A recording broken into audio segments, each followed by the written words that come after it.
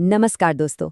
आज के इस खास विश्लेषण में हम एक बेहद ही दिलचस्प और अनोखे विषय पर बात करने वाले हैं। आज हम भारत की एक ऐसी प्राचीन परंपरा में गोता लगाएंगे जहां सदियों पुरानी लोक कथाएं और आज के समय की न्याय प्रणाली आपस में मिलकर एक अद्भुत संगम बनाती हैं। ये कहानी है आस्था, विश्वास और न्याय की एक ऐसी अदालत की जो दुनिया की बाकी सभी अदालतों से एकदम अलग है। जरा सोचिए, जब दुनिया भर की अदालतें हार मान ले, जब किसी इंसान को कहीं से भी न्याय न मिले, तो क्या वो अपनी फरियाद लेकर किसी भगवान के सामने असली कानूनी स्टाम्प पेपर पेश करेगा? सुनने में ये किसी काल्पनिक फिल्म की कहानी लग सकती है ना? लेकिन यकीन मानिए, ये एक बहुत ही रोचक और बिल्कुल सच्ची वास्तविकता है। आज हम यही देखेंगे कि कैसे लोग परम न्याय की तलाश में असली कानूनी दस्तावेजों के साथ एक मंदिर में पहुंचते हैं। तो चलिए सबसे पहले बात करते हैं गुरिल के जन्म और उनके साथ हुए उस बड़े अन्याय की जहां से ये पूरी कहानी शुरू होती है। इस अनोखी परंपरा को सही मायनों में समझने के लिए हमें समय के पन्नों को पलटना होगा और उस पौराणिक कथा तक जाना होगा जिसने इस अटूट आस्था को जन्म दिया। ये कहानी है गोरिल की, जिन्हें आज हम सब गोलू देवता के नाम से जानते हैं। उनकी कहानी की शुरुआत होती है एक बहुत ही दर्दनाक अन्याय से। कत्यूरी, जिसे चंद वंश भी कहा जाता है, उसके राजा थे झालू राय। उनके दरबार में एक बहुत बड़ी साजिश रची गई। राजा अपनी दूसरी रानियों के बहकावे और झूठ में इस कदर आ गए कि उन्होंने एक भयानक फैसला ले लिया। उन्होंने अपनी ही गर्भवती पत्नी को महल से बाहर निकाल दिया। सोचिए, एक रानी के लिए ये कितना क्रूर अन्याय रहा होगा।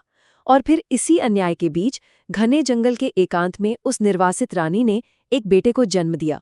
इस बच्चे का नाम रखा गया गोलू। राजमहल के ऐशो आराम से कोसों दूर जंगल में हुई ये शुरुआत ही आगे चलकर एक महान न्यायकर्ता की नींव बनने वाली थी। अब आते हैं कहानी के दूसरे और सबसे दिलचस्प हिस्से पर, लकड़ी के घोड़े का न्याय। समय बीतता गया।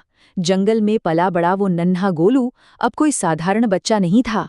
वो एक बेहद बुद्धिमान और न्याय के लिए लड़ने वाला योद्धा बन चुका था।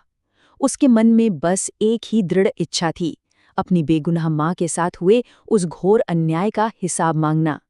जरा उस दृश्य की कल्पना कीजिए, जब युवा गोलू पहली बार राजा के भरे दरबार में कदम रखता है। वो सीधे जाकर कोई आम सी शिकायत नहीं करता या तलवार निकालकर युद्ध की चुनौती नहीं देता। इसके बजाय वो सबका ध्यान खींचने के लिए एक जबरदस्त नाटकीय चाल चलता है।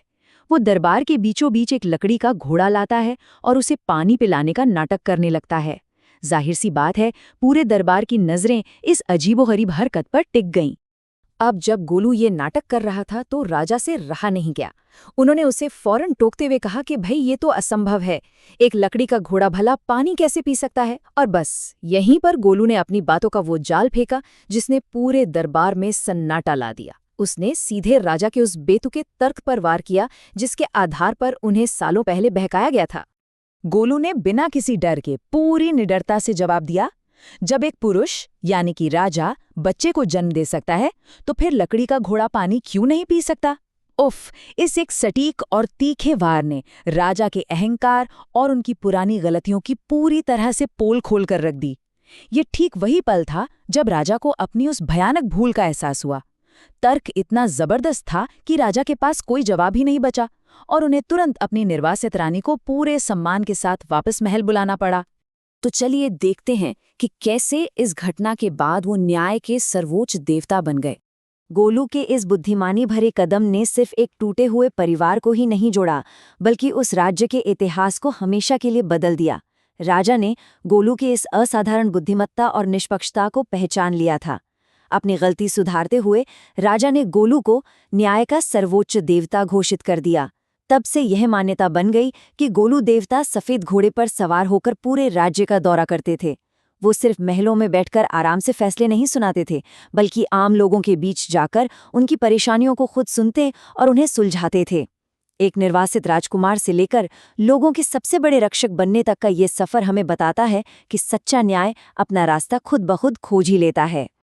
अब लौटते हैं आज के समय में और बात करते हैं चितई मंदिर की उस अनोखी परंपरा की, जो आस्था की एक विशाल अदालत है। कहानी सिर्फ पुराने जमाने में ही खत्म नहीं होती। आज के दौर में एक प्राचीन राजा का दरबार कैसे आस्था की एक बहुत बड़ी अदालत बन चुका है, ये जानना वाकई दिलचस्प है।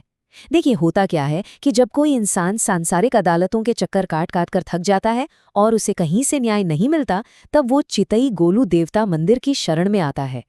वहां पहुंचकर वो अपनी शिकायत सिर्फ मुंह से बोलकर नहीं बताता, बल्कि एक कागज पर पूरे विस्तार से लिखकर देवता के सामने पेश करता है। बिल्कुल वैसे ही जैसे किसी असली अदालत में कोई औपचारिक याचिका या पिटीशन दायर की जाती है। और फिर जब उस भक्त की मुराद पूरी हो जाती है या उसका कोई विवाद सुलझ जाता है, तो वो अपना आभार जताने के लिए वापस आता है और मंदिर परिसर में एक घंटी बांध जाता है।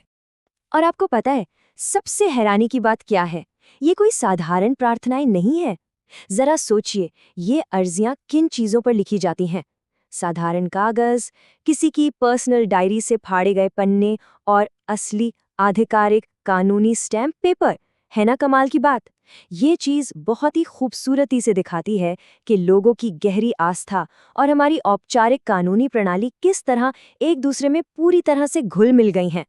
लोग इस दरबार को वाकई एक सच्ची, कानूनी और अंतिम अदालत मानते हैं, जहां से कोई खाली हाथ या निराश नहीं लौटता।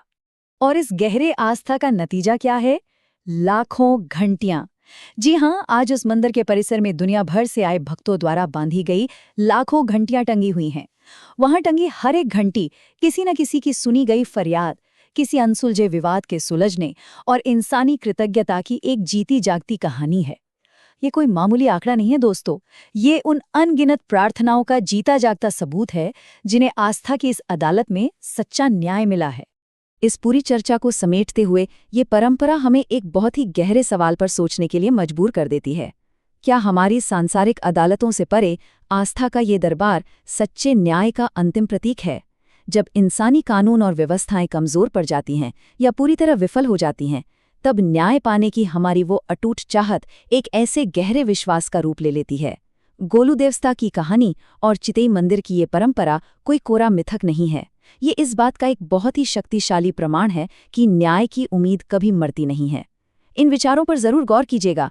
हम ऐसे ही एक और ज्ञानवर्धक विश्लेषण के साथ जल्द ही वापस आएंगे। तब तक के लिए सीखते रहिए और सवाल पूछते रहिए।